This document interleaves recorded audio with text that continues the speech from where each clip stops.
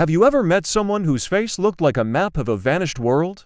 Last time, we wandered through the wild New Zealand bush, slept under cherry trees with Byron hidden in a violin case, and watched Maori girls dance like mermaids in an ocean of moonlight. We listened as Mako, with her chin on her knees and stars in her eyes, summoned Takaroa from the sea and a girl from the heart of a little bird. For a moment, fairy tale and forest, lake and sky were all one breath. Tonight, we go back to that world, to the tattooed chiefs who remember when the land was truly Maori. Two songs that still carry the echo of old battles and broken hearts.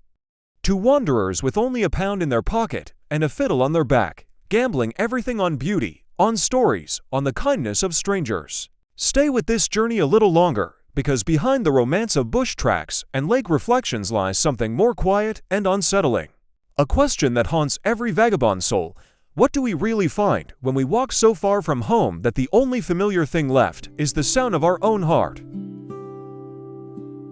While sweetly some play on soft flutes and lyres, I, by gum, beat with delight the big barbarian drum. Before this drama of the great limelight, of stars and dancing shadows infinite, the best part of truth is hidden in the heart of humanity. How different is that which we reveal from that which we think of in silence?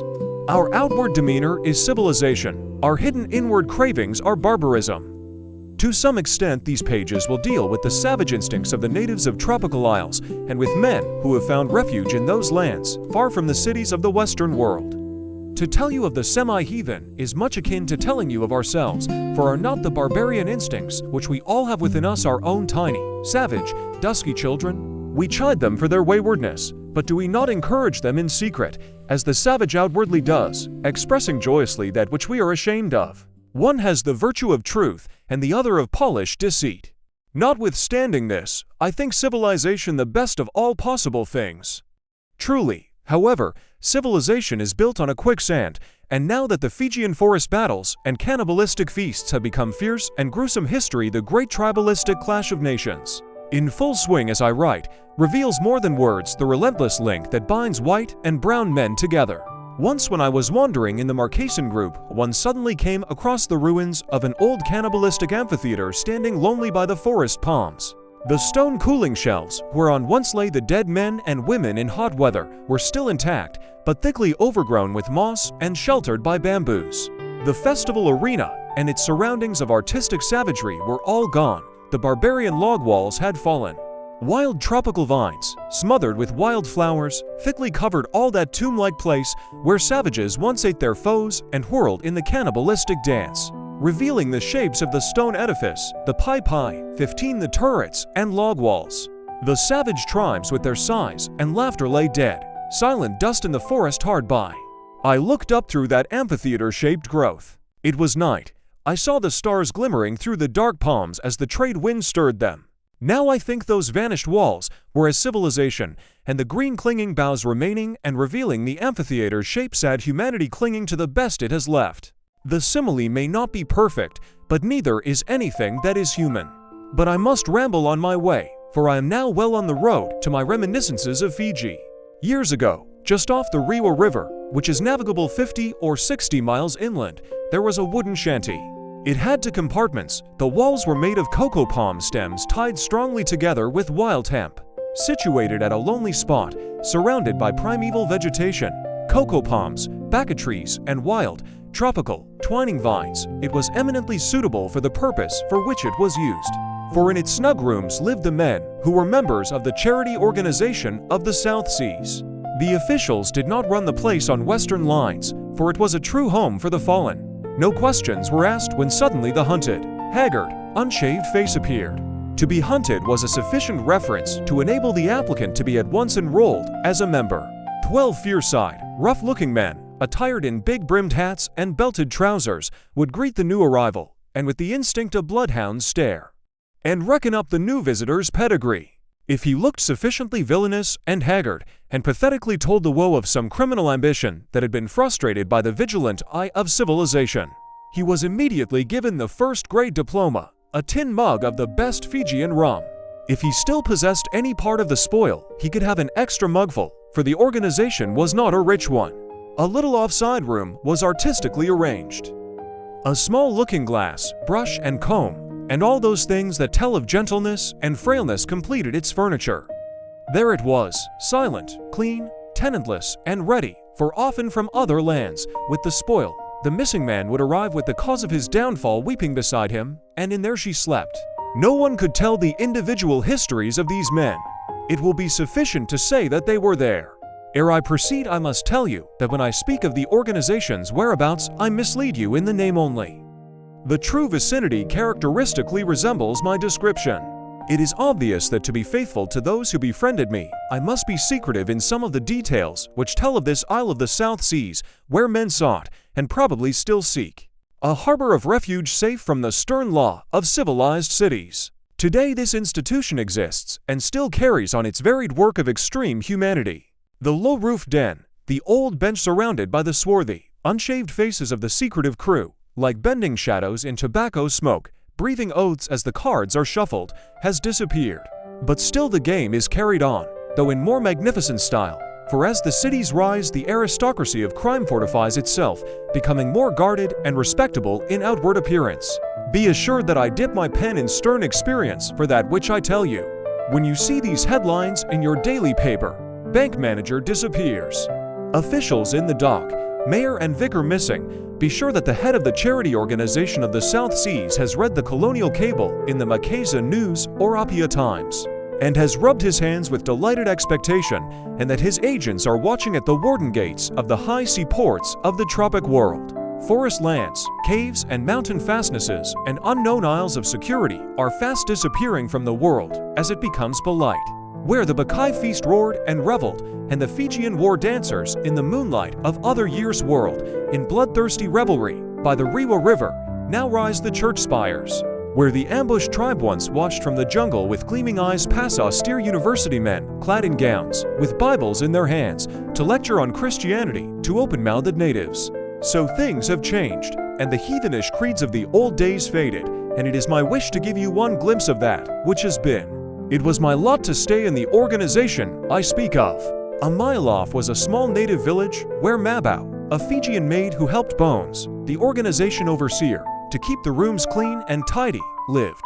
Bones was the descendant of one of those old Botany Bay convicts who, escaping in a boat, put to sea, and eventually drifting ashore in Fiji, made their homes there, and inculcated in the islanders' minds the first contempt for the white race, contempt which, by an age of vigorous striving, missionaries have at last removed.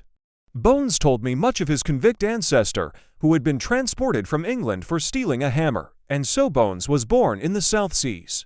He had a firm, open face, gray, English eyes, and a Fijian mouth. He was a fairly well-educated man, and though he looked rough, at heart was kind. He kissed Mabau's pretty face as though she were his own child. In fact, Bones in every way struck me as being most suitable for his job of running a South Sea charity organization, which was run upon exactly opposite lines to the charity organizations of the Western Seas, where the officials have stony eyes and steel trap mouths. As I have told you, Bones had neither, and as I sat by him and a strange bird in the cocoa tree sang to the sunset, I felt drawn to him and told him more than I would tell most men. It was a beautiful night. Most of Bones's friends were away, some at work and some at sea on trading schooners. Bones played the banjo and I the fiddle, and after indulging in some European and native folk songs he lit his pipe, and I strolled off under the palms. It was on this night that I met Mabau again. Now Mabau was a Fijian maid of rare beauty. She had shining dark eyes and a thick mop of hair. The graceful curves of her bare brown body as she glided neath the sunlit palms made many Fijian youths gaze enviously upon her. The chief Kaifa, her father, sat by his hut door. He had been one of the high chiefs of Thakambo, the last of the Fijian kings.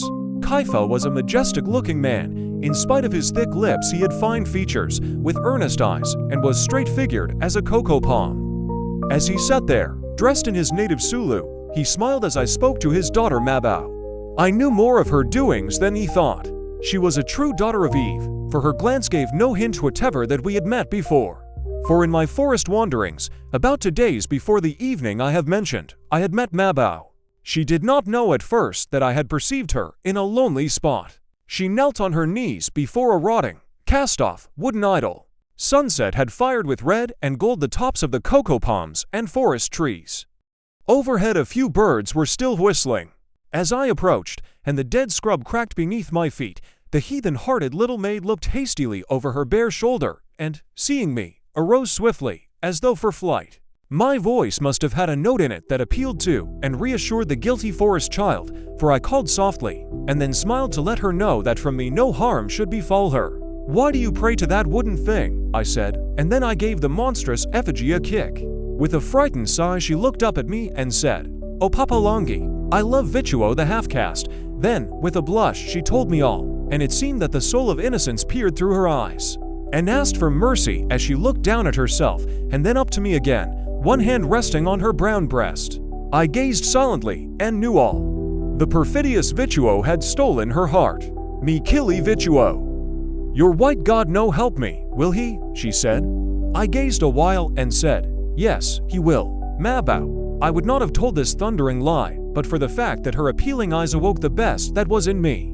And it was my earnest wish to attempt to stay her from inflicting any vengeance on her sinful lover, which might bring sorrow to her afterwards. Encouraged by my kindness, and misunderstanding my gestures, as I endeavored to explain that she should pray to the Christian God instead of to the gods of her fathers, she suddenly lifted her arms and started to chant into the wooden ears of the old idol again.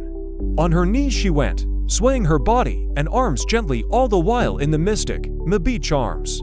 She sang on earnestly, and I gazed, astonished to see the heathen age before my eyes and to feel my eardrums vibrating to the primeval lore of the South Seas.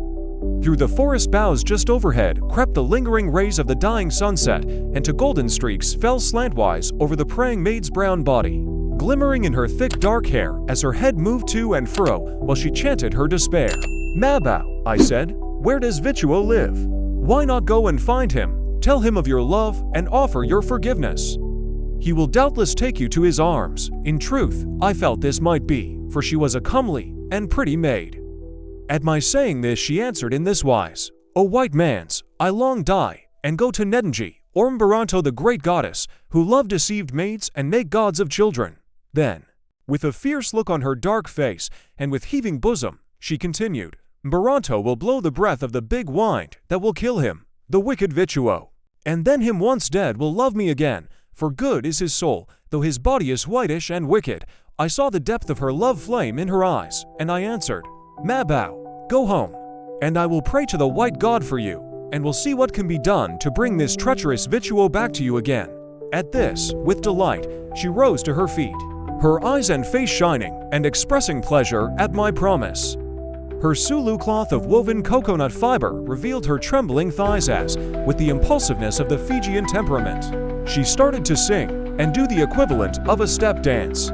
As I stood there, and the shadows of night thickened, I heard a voice, and Mr. Bones suddenly stepped from a clump of tall fern growth into the clearing where we stood.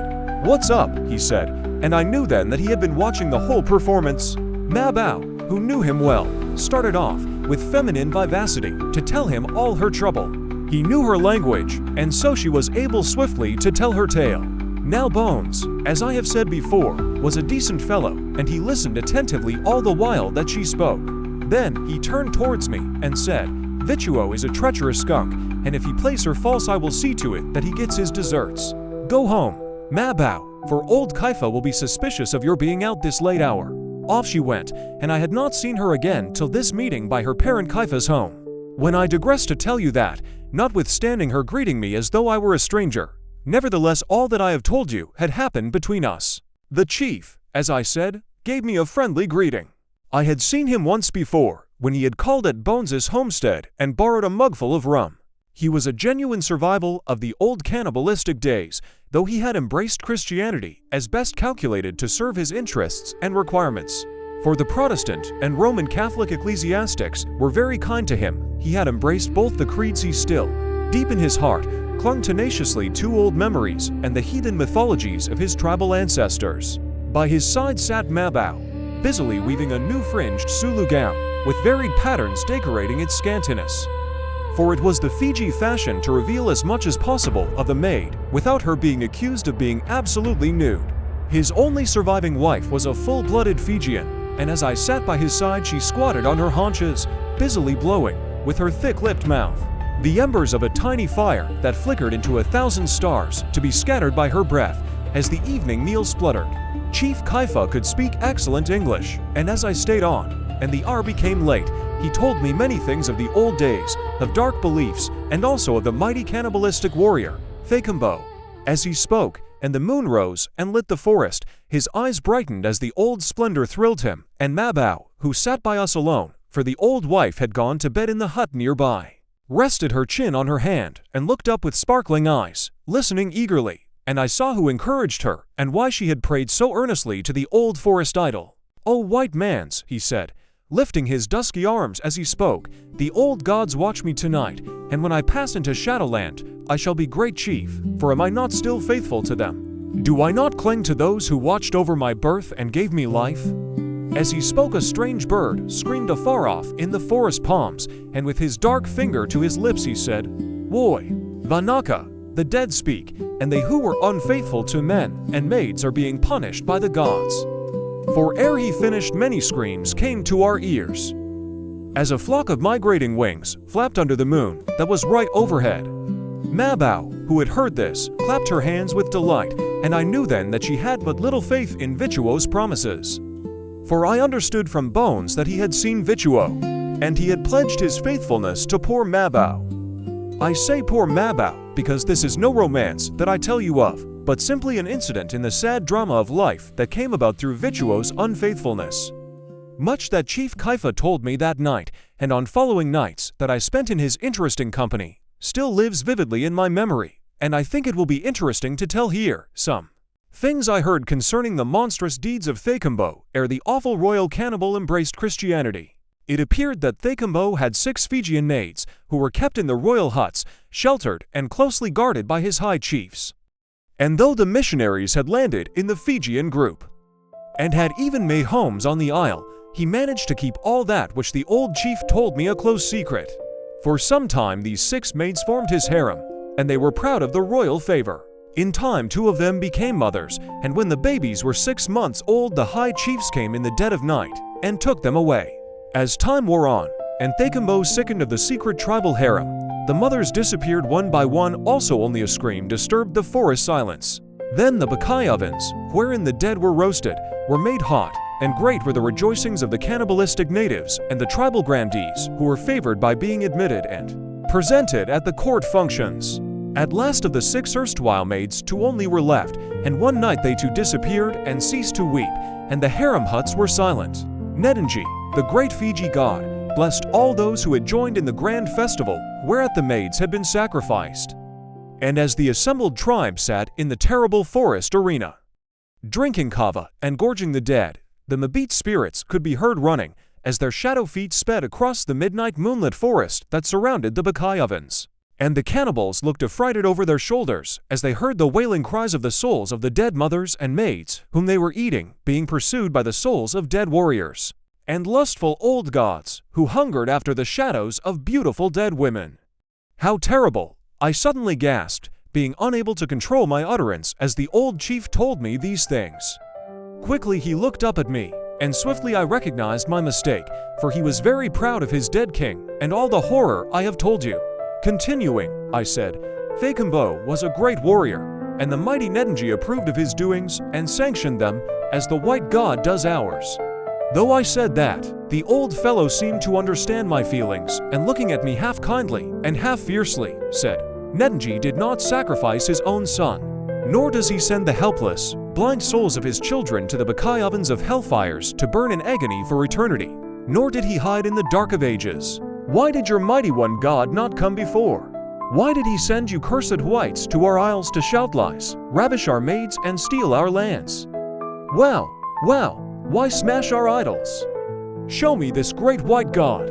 Where is this thing you prayed about? Where? Saying this, he lifted his eyes to the skies, and so vehemently did he rattle on, and so many things did he say that smacked of the truth, that for a moment I hung my head and felt as though I were the heathen and he the Christian. Bidding the fierce old fellow good night, I went swiftly across the flats, crept into the home of the fallen, by Rewa River, and slept. It was the next day that I met the treacherous Vituo. Bones introduced me to him, and as I nodded my friend gave me a wink, and so I assumed more politeness. I was much surprised by Vituo's appearance, for though he was a half-caste his complexion was almost European. Certainly he was of a type which would appear handsome to Fijian womankind, and from his manner I saw at a glance that he was a mixture of the swashbuckler and cavalier. I pitied little Mabao exceedingly, for she would, night after night, come over to see us, and I knew that she came full of hope that she might meet Vituo, who often came down the Rewa to help the traders and to take up cargoes of copra and many other things that grew on the plantations which were cultivated and toiled over by the natives. I stayed with Bones for some days. He was extremely kind to me, and I was glad of the opportunity of getting a rest, and, moreover, the men who lived with him were strange characters and extremely interesting.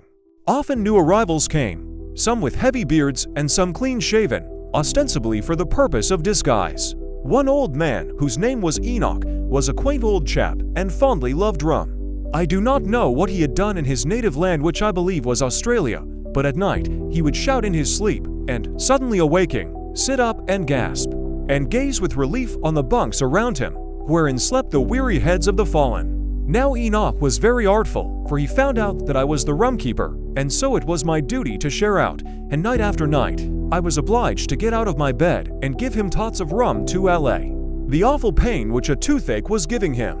For several nights, this kind of thing went on. I advised him at length to go to Suva and get the offensive molar pulled out, but no, he would not hear of it. At last, after a wretched week of nights disturbed by his groans and appeals for rum, I happened to tell him a joke, and as he opened his mouth wide with laughter I saw to my disgust that he was toothless.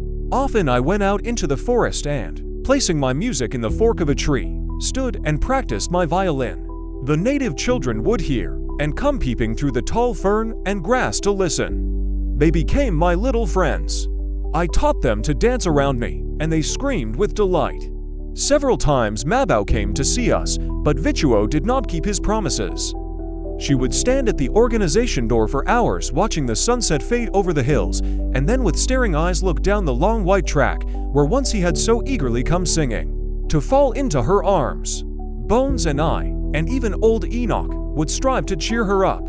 I used to play the violin and get her to sing with her soft, plaintive voice some of the Loto hymns, and so in this way divert her mind from thinking of her faithless lover. For, to tell the truth, Vituo was now only interested in a white woman who was staying at Suva. Bones knew of this and told me all about it, and so we all felt deeply sorry for Mabao. In my heart, I hated the treacherous half-caste for his heartless behavior. Time was going on, and Mabao's open disgrace fast approaching, and, as Bones said, it would not be well for her, or Vituo either, when the truth was out. The old chief, her father, still had a huge war club, which was the equivalent of Fijian law, and there was no telling what might happen when her condition was no longer a secret. Poor Mabao! I still remember her melancholy as I made her sing while I played the low notes on the violin, for she could follow easily the chords on the G string. But as the bow traveled up the scale to the higher notes, her ear seemed to fail her. It was interesting to listen to her wild voice, which so easily sang melodies in the minor key, though as soon as I played in the major key her voice seemed to grip hold of the notes and slowly drift the strain from the major to the minor. One night, we were suddenly surprised by one of our companions appearing at the organization door with two new members. They were dark-looking men. One was extremely handsome and very polite, indeed almost courtly in his salutations, as he gently brushed the mug's rim and swallowed the proffered rum. Enoch, Mabao, and I, sitting on our tubs, watched them intently as they stood side by side and spoke in broken English to Bones, who seemed quite satisfied with their credentials. For they were escaped convicts from Numia. They were unshaved and very disreputable looking, but after a wash, shave, and brush-up were considerably changed for the better, and I discovered that they were as gentle and intelligent as they looked. Riviere, the younger, that was not his real name, had, in a fit of jealousy, shot a rival in Paris, and so had been transported to New Caledonia, the French penal settlement, from where convicts often escaped to live exiled lives in the islands or Australian cities. Riviere fell in love with Mabao. He and I became very good friends, and though I told him of Vituo and all the trouble, Still he gazed upon Mabao as she softly sang with eyes that seemed never to tire of gazing in her direction. Riviere had been exiled in a convict prison for over 5 years, and Mabao being the first woman whom he had spoken to since he escaped from incarceration. His infatuation for the Fijian maid was not so surprising, as it would have been under normal circumstances. Alas, though Mabao approved of his tenderness to her, and seemed somewhat flattered at his admiring gaze, she did not encourage him. For, notwithstanding the undress costume of the islanders and the looseness of the sexes in the native villages, Fijian maids were as modest as, and if anything more faithful to their lovers than, the maids of civilized lands sometimes are. For 2 nights Mabao disappeared, and Bones being away on a trading trip, Riviere and I left the organization officials playing dominoes and drinking rum and went off south of the Rewa River, exploring, for we had heard that the natives were having high sprees inland and that the Meek festival dances were in full swing. It was nearly dusk as we wandered along by the tropical palms and fern that grew thickly by the tiny track which we followed. Going across a pineapple plantation, we once more got on to the native road, and before the stars in heaven were at their brightest, we emerged from the thick bush growth and entered a clearing that extended to the native village homesteads that stood under the palms and banyans across the flat. It was a wonderful sight that appeared before us. For the old chieftains, and native women also, were dressed in war costume, their bodies swathed in bandages of grass and flowers. And as they danced wildly, they made the scene impressively weird. The general musical effect sounded like a Wagnerian orchestra being played out of tempo and tune, but the legendary atmosphere was perfect. It also possessed the barbarian note of Wagnerian music, which so wonderfully expresses the German nature and shows that Wagner was a genius for true expression and anticipation. The moon came up and intensified the barbaric atmosphere that pervaded the excited village. From the hut doors peeped the tiny dark faces of the native children, who applauded with vigor the escapades of their old grandmother or grandfather, who, back once again in the revived memories of heathen days, threw their skinny legs skyward and did many grotesque movements that seemed impossible to old age and the stern decorum which those little children had erstwhile been used to from their august parents. Round the space, to the primitive music of thumped wooden drums, lays, and the hooting of bamboo reeds, they whirled. And then suddenly, the vigorous antics would cease and all would start walking round in a circle, as the maids, almost nude, except for a blossom or a little grass tied about them, joined in, opened their thick-lipped mouths in unison, and chanted some old strain that smacked more of heathenism than of the Christianity which most of them were supposed to have embraced. Under the cocoa palms hard by sat several old women who dealt in South Sea witchcraft. I never saw such pathetically hideous old hags as they were. Their faces wrinkled up to a breathing map of sin and vice as they put their fingers to their shriveled lips and warned the innocent girls of sorrows to come, foretelling dire disaster, or the reverse, to those who appealed to them for prophecies. Many of the maidens from the surrounding villages came running up the bush track and delightedly joined in the circling ring of dancers. A few of the latter, who belonged to the low-caste toiling natives, availed themselves of the opportunity to show their figures off, and though the majority of the dancers were innocent enough, in their way, these looser ones swayed about and went through preposterous antics, endeavoring to please the eyes of the semi-savage native men who squatted round as sightseers. Great was their applause at frequent intervals, and deep the pleasure of those women who eagerly sought to please the eyes of prospective husbands. Riviere and I stood watching this scene. Neither of us spoke, so deeply were we interested in all about us. Then I touched Riviere and told him to look behind him. There sat Mabao at the feet of a villainous-looking old witch who, responding to her pleadings, was doubtless telling Mabao how to win back Vichuo's love. There she sat, that artless, deceived maid, rubbing together the magic sticks and repeating word for word all that the old witch told her. It sounded in this wise: "Oh wow, wee wow, why, oh mio, me," and so on, over and over again. Poor little Mabao, how fast she rubbed the magic sticks as, unperceived, Riviere and I watched her from the shadows, and the old crony picked her to black front teeth with a bone skewer and thought over some new phrase from Mabao and the other maids to repeat after her. Many maids appealed to her and rubbed the sticks, some crossways and some downways, as they thought of the bonny promised babies that would be theirs. 2 ugly old divorced wives, who had been foretold new husbands and children if they rubbed the magic sticks the right way, rubbed and rubbed so hard that their dark bodies were steaming with perspiration in the moonlight. Neither of us approached Mabao as we watched. We saw why she had been absent from us for 2 nights. We had no doubt that each night she had sat at the Black Crone's feet, listening to her prophecies and doing all she told her to do with those bits of stick, while Vituo, away in Suva, made love to the young white woman and thought no more of Mabao, who was to bring down vengeance on his head for his sins.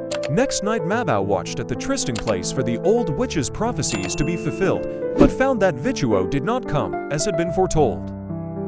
So as she knew of an old and lonely missionary who lived some 8 miles from the spot where Riviere and I witnessed the native fate, she told us that she would go and visit the good white man and see if he could help her in her sorrow.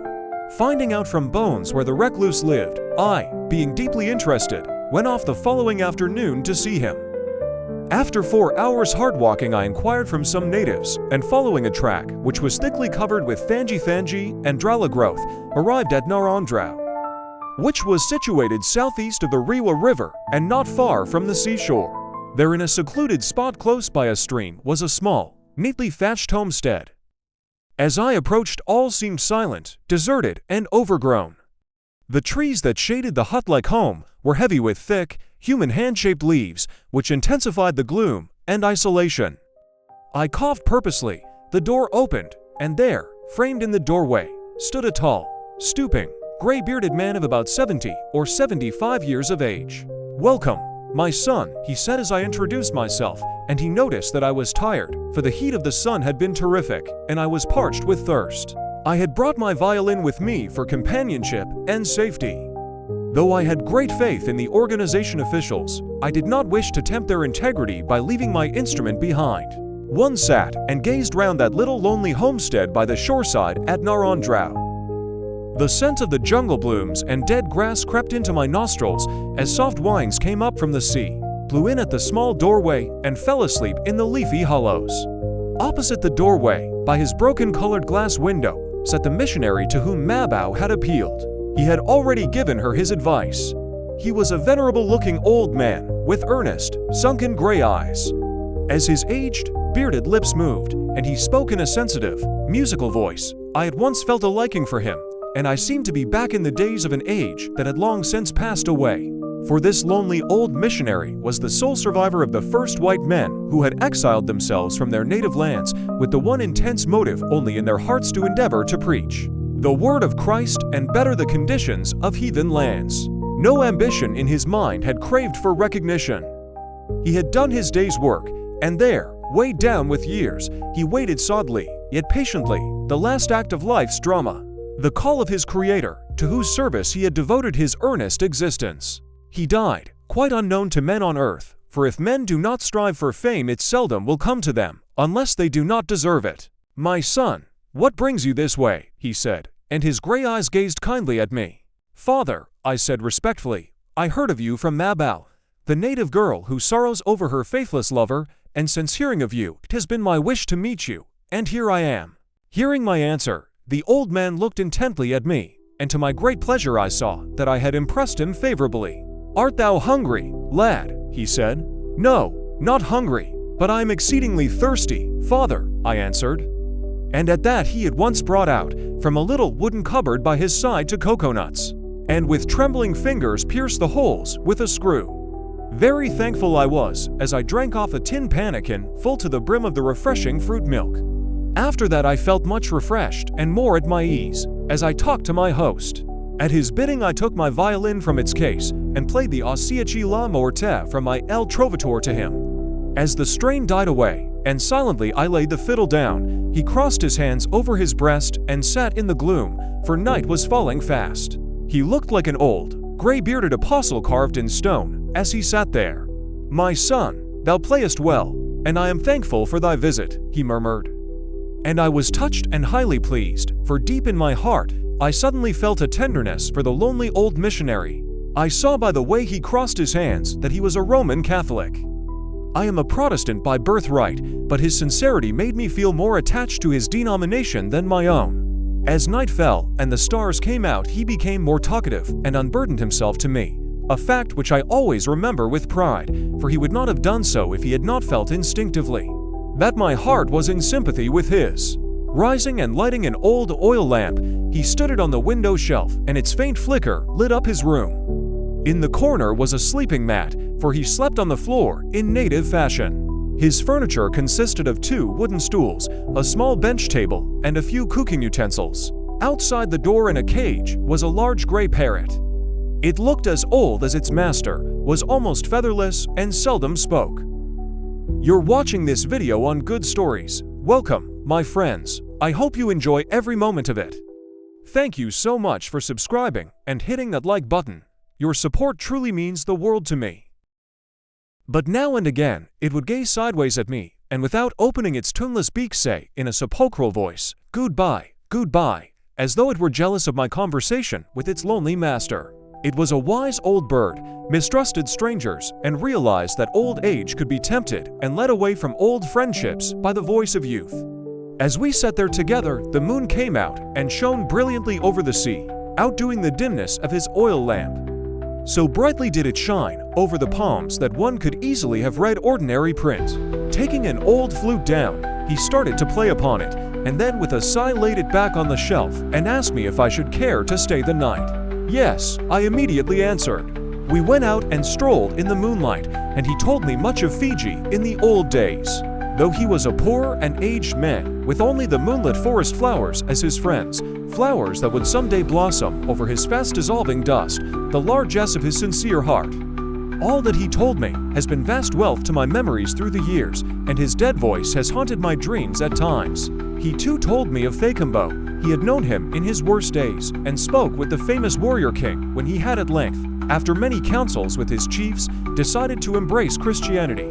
As we strolled under the straight-stemmed palms, the silvered moonlit waves splashed over the coral reefs below, and across the waters, like a weird shadow, passed a canoe filled with singing natives. "Who sleeps there?" I asked him as we passed a mound of earth, whereon was a cross half hidden in drulla weed.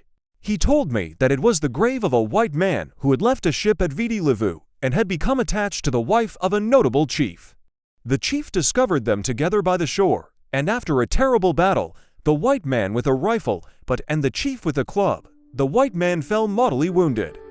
In the struggle, the native wife was shot dead, and her spirit, the natives say, was carried on wings of fire up through the trees towards the stars that light the shores of that heathen land, which was ruled by Mburu. The missionary told me that he crept through the forest and with his own hands dug a grave under the pandanus palms for the slain body of the white man. And night after night, he came and prayed fervently over the man of his race, asking God to forgive and grant to his soul salvation. I was much impressed as he told me these things, and also by seeing how, as we walked along, he would tenderly bend and touch the tall flowers with his lips. "Under them sleeps the child I loved, or the chief who fell in some bloody tribal fight," he would say. And he told me also that often in the Fijian wilds men, women and children were buried in spots known only to those who loved and buried them. That same night, as we walked along the narrow track by the shoreside at Narandrau, the aged missionary took me gently by the arm and, turning up the inland track, we stood by a native's conical-shaped hut. In it sat an old, almost blind chief, the half-brother of Vagabond, a great warrior, who was dead. It appeared that he loved the missionary, and though he would not give up his heathen faith had, owing to the supplications of my host, half embraced Christianity. It was the habit of the father to call night after night and pray with the old heathen chief before he slept. I felt very strange as I stood watching the white man and the old Fijian kneeling side by side praying, while 3 old women squatting in the corner of the den gazed on silently, as though they were carved stone images. They were his servants, being of Fijian royal blood. He would not move himself. Often as he sat there, he imperiously pointed to a stone flask wherein was some yangona, 16, and at once the slaves of royalty, with machine-like swiftness, filled a stone bowl and held it to his lips. Suddenly starting up, he rushed to the den door and gazed up at the trees, shouting, Why, Tahomi," then waved his arms, lifted his chin towards the stars and called to the memory of dead warriors and comrades dead with heathen gods. As the Pacific wind sighed softly through the giant baka trees, he bowed his head reverently, for to him, so answered the gods. I stayed that night with the missionary, and the next day and night also, and heard many strange things. Beautiful were some of the legends of the forest children that my host told me. The stars were the eyes of the fiercer gods, and the falling stars, the bright tears of the powerful Mubordo and Nedenji's warriors. Fijian maidens and youths prayed to the eyes of Shadowland, and if, as their impassioned lips met, a star fell and arched over them in the vault of night, great was their sorrow. For a god had shed a tear over the grief that would befall the life of the firstborn. But if, ere the lovers said farewell, more stars fell, great was their rejoicing, for it was a sign that other gods were pleading to the greater god to stay the evil that was predestined by the first star that burst out of the dark soul of evil destiny. So, notwithstanding heathenism and the gruesome cannibalistic customs of the old times, much innocence and poetry softened the hearts of the wild native children of those dim lands. It was a common sight by night in the shade of the cocoa palms to see lovesick maids in the arms of the Fijian youths, gazing at the skies, yearning for the sight of the vast gods, shedding starry tears on their behalf, and often great was their delight to find the foretold grief to their firstborn overthrown by the power of other gods. Then the innocent maids gave themselves, body and soul, to the infatuated, delighted youths, and fell with the falling of the stars. When the stars on windy nights twinkled fiercely through the wailing boughs of the bending forest giants, lovers gazed heavenward anxiously, for to them, the glimmering stars were the tiny bright legs of their unborn children running happily across the fields of paradise. Often, too, sorrowing mothers would peer up for hours on those windy, starlit nights as they watched their dead children's bright legs twinkling as they ran laughing over the forest trees in the far-off fields of Shadowland. As I heard these beliefs of the forest, I thought of Mabau and wondered whether, while she was in the arms of Vichuo, the stars had fallen, and in her poetic faith she had given herself to him. And I saw that though the native legends were beautiful, it was sad for the maids. For the stars foretold many things that did not come to pass, and mythology, when applied to morals, brought much sorrow to those that loved. The aged missionary spoke the language like a native, and so, through mixing with the remnants of his old flock for years, isolated as he was, knew all their ways and their passions and aspirations. He told me that the mythology and religions of the South Seas revealed, through their poetic, heathen expression, much that was new thought in modern Europe, and that all those things which the great minds of my country had discussed, and the nobleness they had overthrown by their doctrine of the survival of the fittest, a doctrine bringing the whole creed of self-sacrifice and bravery down to selfish motives, had been discussed and expressed in mythology and heathen song by the cannibalistic bards and philosophical savages at the Bakai feasts of those heathen lands. Lands where maidens gave their lives for their lovers and wives for their husbands, for it had been the custom that when a chief died his wife should be buried alive with him. And so strong was the faith of these people that they met there terrible and bravely, and sang death songs, which could be heard faint and muffled as the tombstone closed over them. It was even then the custom of maids to die and be buried with their dead lovers, their belief being that they appeared before the gods as they died. Those who thought themselves young and beautiful sacrificed themselves, so that in spirit land they might be ever young and fortunate in their love affairs. Often I saw skeletons in caves, which were the remains of old age. They had been strangled by their relatives to avoid further trouble from the complainings of their infirmities. On the night preceding my last day with the old missionary Mabau, the native girl came to him as sunset was fading over the seas. As the shadows crept and thickened around the hermit's home, a noise of naked feet in the jungle grass disturbed us. A gentle tap at the door revealed Mabau's dusky face. I understood little that she said, for she spoke in her own language to my host, but I saw by her eyes and trembling lips that she was sorely troubled. After hearing the father's advice, she became calmer, and falling on her knees kissed his extended hand and bearded face as a child would kiss its father. Then, without speaking a word, she ran off swiftly into the forest. The old missionary asked me many questions as to where I was staying, upon which I told him of Mr. Bones. Hearing this, he gravely shook his head and scanned me solemnly. "You look an honest lad and well able to take care of yourself," he said. And then I explained to him how I had left my ship at S because I could not stand a drunken crew. And that was the true reason for my accepting the organization's hospitality. From him I heard that a week or so before I arrived a fugitive had appeared at the organization, and the second day after had shot himself. Bones had hastily called on the father, who delivered the sacrament to the dying man, who, ere his breath ceased, made his confession. The father did not reveal the facts to me, but I heard them from the lips of a high-caste Fijian with whom I stayed between my visits to the organization shanty. For after the first few days, I only called upon Mr. Bones as a visitor, taken there through my adventurous spirit, and for the novelty of associating with old villains and seeing the sad fugitives who arrived from the far-off cities of the world. That night, as I lay by my hermit host, I watched him as he quietly slept on his sleeping mat. Moonlight streamed through the tiny window hole and revealed his careworn, bearded face. Still as death he lay as the breeze crept into the open door and stirred the few gray hairs above his lofty brow. The beating of the seas on the shore sounded at intervals and died away. The shadow leaves of the palms outside moved gently over the wooden moonlit walls, over his gray-bearded face and crossed hands. I felt that I was back in the Middle Ages, in some mysterious medieval monastery, instead of in that heathen land of dying crime and bloodthirsty cannibalism, where but a few years before Thakumbo, the warrior king, who now lay in the grave not far off at Bow, sailed forth from the creeks below to give battle to rival kings, accompanied by his armada of outrigged canoes. As I dreamed I heard the restless seas below, I saw those primitive fleets of canoes fading in the sunset, filled with dark, savage, patriotic faces, and the stalwart cannibal king leaning on his war club and gazing proudly as he stood eyeing the canoes of his warriors paddling along to meet the tribal foe. It was almost unbelievable how swiftly change, to the coming of the white men, had overthrown the cannibalistic festivals and heathen customs at Lavuka. Viti Levu and Suva church spires were rising, where the Bakai feast and fierce songs once broke the silence.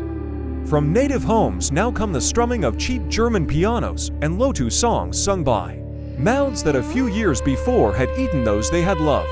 At daybreak, Father Ansta, the old missionary, rose and prepared breakfast, after which he took his flute from the shelf and played one tune over and over again continually.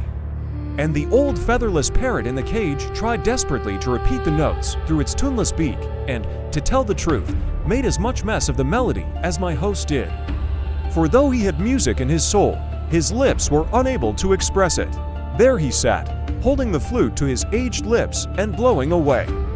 And though I know he must now be dead, hallowed dust somewhere near that spot where I saw him years ago, still I can see him sitting by his little doorway, and see the kind look in his eyes as I bade him farewell and passed away into the forest with the thought and promise to see him again in a few days. As I strolled along under the palms and big tropical trees, I fell into deep thought. Everything was silent, except a few birds singing to the sunset, which they could spy from the topmost boughs whereon they sat. Suddenly I was startled by hearing a noise, and crossing the gullies, I went down a steep slope and peeped through the jungle thickets of bamboo beneath the cocoa palms to see what was about. And there, romping in the deep fern grass, was a flock of naked native children, tiny wild faces, boys and girls. As I watched, my foot slipped. In a moment they all looked up and their bright eyes spied me. Like a drove of rabbits, off they bolted, their little brown shoulders and tossing heads of frizzly hair just reaching the fern tops as they raced away and faded in the distant forest gloom. Frightened out of their lives, a stream of sunset out seaward crept through the wind-blown forest boughs and glinted over them as they ran, till they looked like tiny wood elves racing across fairyland. I never saw such a pretty sight. In fun I ran after them, and two little stragglers left behind, seeing me run, screamed. Then through the bushes in front of me suddenly poked the heads of mop-haired mothers and fierce dark men. I had come across a native village. At first I felt a bit frightened, but as soon as those wild-blooded parents saw my white face and youthful look they smiled, for their instincts are swift and true. I stepped into the village, and soon we were all good comrades. It was there that I met a missionary who lived not far off and was advisor and preacher to the native village. He was a good man at heart, but extremely bigoted, and when I asked him about Father Ansta, he yawned and evaded my questions, told me that he was considered a mild kind of lunatic. I did not argue the point, but nevertheless I saw the way the wind blew and thought a good deal. I realized there was no love lost between my old host and the new missionaries, who did not care for hermits who toiled and lived completely by themselves. The hot season was at its height, and not till the sun had set and the sea winds gently blew over the isle did I feel comfortable. One is forcibly reminded when traveling in the South Sea Isles that the natives in complete undress are utilizing their own skins to the best advantage. Often I envied them their scanty Sulu loincloth, as my white duck trousers and shirt flopped and steamed with perspiration as I sweated onwards. I stayed for several hours at the village I had stumbled across. Round the native huts, the evening fires blazed as squatting by stone bowls the families ate their supper. Dipping their fingers into the steaming mixture, they pushed worm-like stuff into their dark mouths. The toothless old chiefs and mothers were waited on by the children, who often sulkily helped them, hastily pushing what looked like long white worms that hung from the aged mouths, in between the mumbling lips. Close by, in one of the conical, thatched dens, loudly wailed a windy harmonium, played by a young aspirant for musical fame. The selling of harmoniums in the South Seas in those days was a paying business. A native would work for 3 years on a plantation, without wages, to possess one of those instruments of torture. And a family that possessed one obtained a social distinction equal to the Order of the Bath in Great Britain. It was the celebrated High Chief Valka who owned this particular terrible thing. While the huddled natives chattered and gorged over their calabashes of hot mystery, this chief led me round and proudly showed me the sights. Sunset had died, and the stars were beginning to peep through the dusky velvet blue skies that could be seen in many patches above the scattered waveless palms and banyan trees. Chief Valka was a true survival of the barbaric age, 6 feet in height, scarred and tattooed from his brow to his knees. He had lost one eye in battle, and the other, through double use, bulged considerably. Leading me into his ancestral hall's 3 thatched rooms, he stood beside me, as his mop head touched the low roof, and pointed to a ponderous war club that hung on the wooden wall. Round it was a grim collection of spear-headed weapons. Standing by my side, with his shoulders majestically lifted and his chest blown out, he proudly told me of the wounds that implement had inflicted, and of the many lives it had, with sudden force, sent hastily to heathen land. His one eye flashed with revived memories, and then that old veteran of some past Fijian Waterloo told me how his civilized tribe had exterminated the uncivilized foe in a mighty battle, and of the benefit the great victory had conferred upon humanity. For did not the victory overthrow tribal men who ate their wounded on holy days, thus angering the gods by not keeping them in pickle till the Fijian Lent had passed? He stood there, drawn up to his full height, his shriveled but erstwhile muscular arm outstretched, as he told me of the overthrow of tribes on neighboring isles who had aspired to dominate the whole Fijian group by militarism. With forgivable pride, he took down the huge club that had brought the ambitious leader of the hated hordes to the earth with a smashed skull. It was a mighty weapon, and the bare-skinned youth beside him gazed upon it with awe-struck eyes as I said, "And what happened after that victory? We had 10 years of great peace, many feasts and many wives, and our gods were pleased till came your race and overthrew them." And then he continued in this wise, "Alas, our great civilization has passed away, revered customs, creeds and mighty histories of my race are forgotten with the old wines. Ah, your white race tramples on our old dynasty of supreme goodness." I gazed silently as he spoke and wondered much, for I knew that the foundation of civilization, and all that is called best, is built on man's attempt to ward off impending disaster. As I thought, I wondered how much wisdom lay in his natural vanity, for the warriors of old had died out, and the new race looked cute, flabby, and quite devoid of energy. Outside, old men and youth smacked their lips and grunted as they nibbled coconuts and chewed tobacco. The grandees drank new rum, and the old women and maids of fashion whispered scandal and scratched their mop heads delicately with one outstretched finger. Brilliantly the moon shone through the forest trees as I strolled from scene to scene of that South Sea village. By tiny campfires sat the elder members of the various households. The little children were fast asleep by them on small mats. Some gazed into the fire ash, spat and chewed, others chatted, and on the hillside sat several groups singing softly so as not to awaken the sleepers. They were strange, weird melodies that I listened to. And as I stood alone in the shadows, I knew that I heard in those primeval wails of joy and sorrow the youthful voice of music and poetry as it was ere it attained the artificial development expressed in Europe, tricked out and dressed in all the artistries to suit applauding conventionality. Old women wailed songs that told of dead children, dead husbands or lovers, and all the many griefs that flesh is heir to. I think the sad old missionary with whom I had stayed had awakened in me a note of deeper thought than was usual in my reflection. On my memory are still vividly engraved the scenes of that night. The moonlight over the trees, the stars, and the squatting groups of the village natives are all still mine. And the atmosphere is as clear as, yet somewhat sadder than, of yore, like a melody heard again, after many years, in another country. I seemed to know that the wildlife and scenery round me was similar to the embryo life of modern civilization. And there was something real and innocent in that Fijian Arabian night that made the modern world of life look intensely vapid. I still see the women of Fijian fashion, with their legs outstretched before the dying fires, each attired in some sailor's cast-off undershirt or a portion of a white woman's garment. Some strutted under the palms and gazed almost disdainfully upon maidens and mothers who only wore the native grass-weaved sulu. I knew that I gazed upon the first leaders of Fijian fashionable society that has reached the zenith of vanity in Europe. I saw budding knighthoods fanning flies and mosquitoes from the high chief's oily body. His eyelids blinked approval as the aspirants to royal favor lifted his fat feet, which rested on a little mat, and blew their cooling breath on them. Poor relations carried refuse in large stone bowls to the village cesspool. Pet mongrel dogs snapped at the hovering ring of flies and sniffed at the stench as they passed it, whilst the rich relations lolled under the sunlit tropic palms. At the far end of the village, on a stump, stood the fanatic, shouting in Fijian, "Taho Aioe," and shrieking and stamping to entice the straggling villagers to come to his special mission class. Swarthy Solomon Islanders and Indians with brilliant dark eyes gazed at the maids. Under the palm sat the full-lipped youth, Lodomio.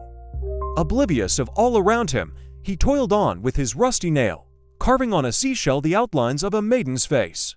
The work revealed wonderful talent. Maidens and youths embraced and gazed with shining eyes at each other as the shaggy-headed Fijian poet pointed to the evening star imaged in the still lagoon. For it shone in the fairyland of still waters. They peered over the water's brink and wondered to see their dark faces under the imaged trees that were upside down.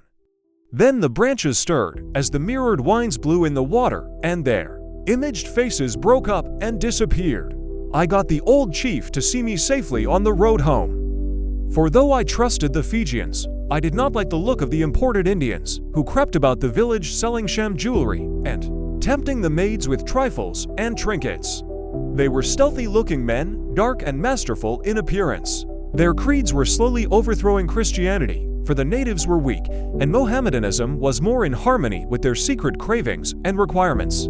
Also, the color of the turban teachers matched their own skins. White men can hardly blame the childish Fijians for embracing Mohammedanism as readily as they turned to Christianity, for in London town the Islamic creed is being preached and is finding numerous adherents gathered from the so-called high-class Christians who gain greater comfort from Muhammad than from the sorrow of Calvary. Grace hides in plain rooms, a cup of coconut water shared by a weary priest, a cracked flute under moonlight, a parrot muttering goodbye. These are not ornaments. They are the scaffolds of a soul that chooses service over applause. The islands remind us that dignity isn't the absence of hardship, but the presence of purpose. Faith, here, is less a sermon than a habit of showing up, listening long, and defending the small and the silent. If a story can make us gentler, it is already a victory. And now, please enjoy the next part of the story.